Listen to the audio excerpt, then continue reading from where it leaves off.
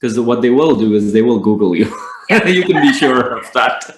I will Google people. So I've had a number of conversations with coaches about how they talk about themselves in their circle. And one of the things I've noticed can be a little bit of a barrier or a little bit of a block, a hurdle, however you want to label it, is really developing that, like you said, that ownership around your identity as a coach. And when you were talking about that, Faisal, one specific conversation came to mind that I had with a gal that she's trying to work on building up her coaching, but she also is a very successful in her own right outside of the coaching sphere in another industry. And what she's trying to do is she's trying to reduce her work in that other industry, but harness her reputation as a coach and be able to coach back to that industry. And so one of the things she was really struggling with was letting people know she was a coach in that industry, because she was fearful that if I say I'm a coach, people and potential clients, not necessarily coaching clients, but clients that the other type of clients that she would get, might think that she's distracted, that she can't really fulfill on their needs because she's doing this side hustle thing. And so she was keeping quiet about the coaching. And she was able to get this epiphany by rethinking about how those two things interacted. And once she was able to get her mind wrapped around that her ability to coach is specifically because she's so good in this industry.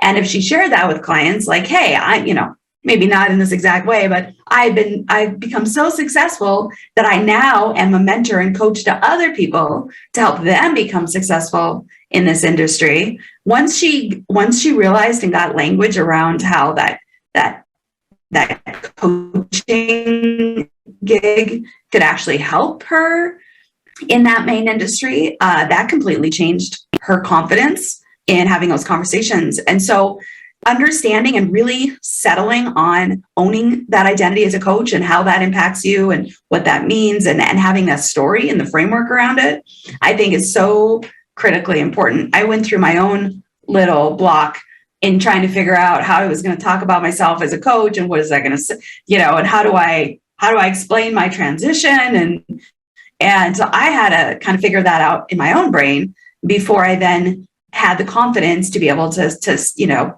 go on video or whatever and say, hey, this is what I do, and not have it somehow come across like I was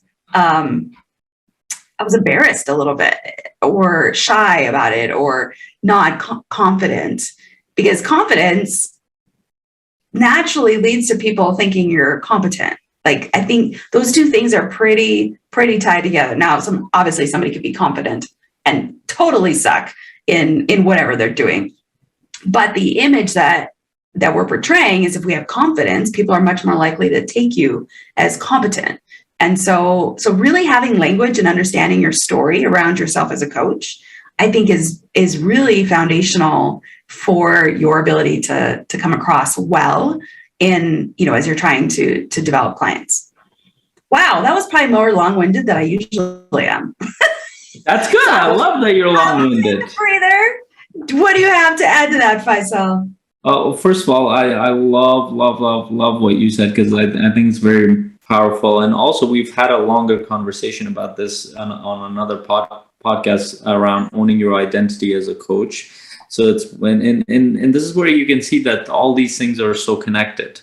You can't, you don't just show up and have a sales conversation. There are a lot, and it's the analogy that some of my clients gave me who are in the real estate space. They're really good at that. The visual of it is that if you drive by a construction area, you watch there's construction going on, but there's not much happening.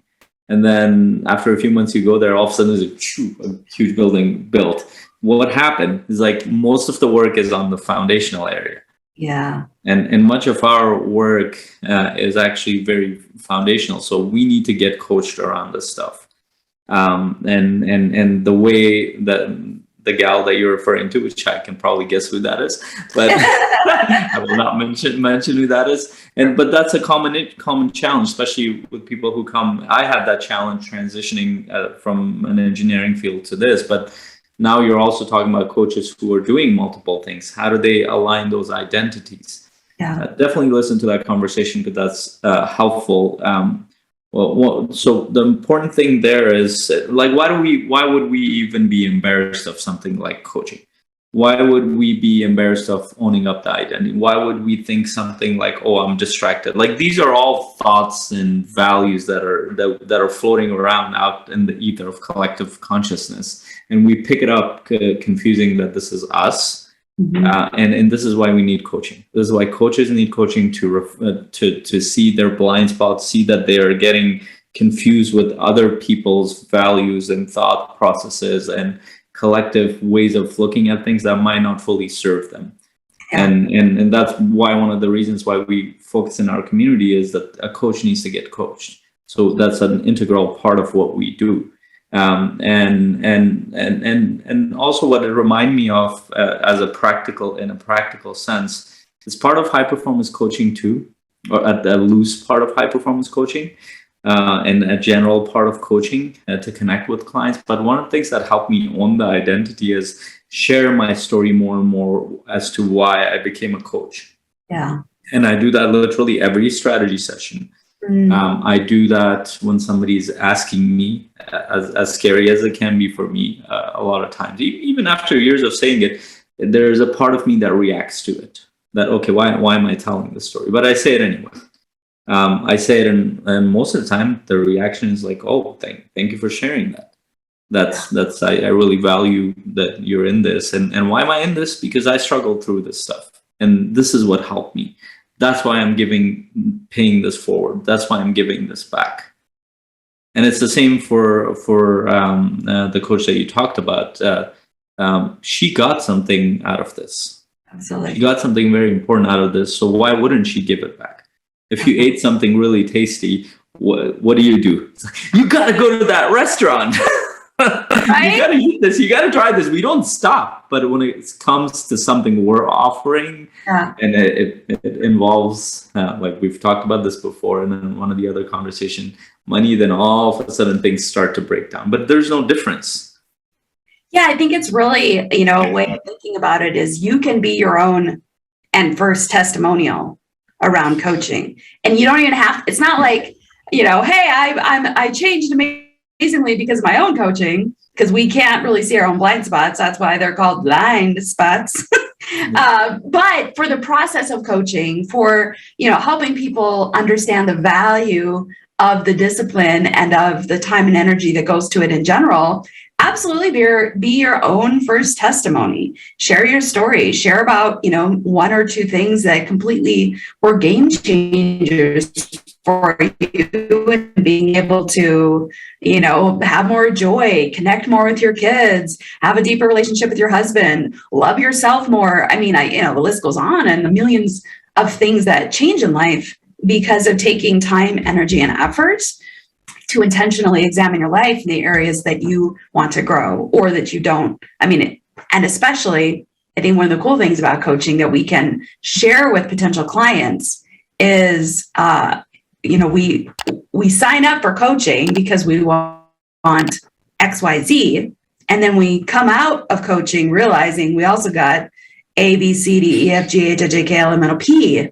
Like we get all these changes that we didn't realize were part of coaching or that could be a result of coaching. So I think that's a cool thing to share too, and can be part of your story. Like, hey, this is, as I've gone through coaching, this is what I experienced. And also these other things, which I totally didn't know was going to happen, but it's amazing.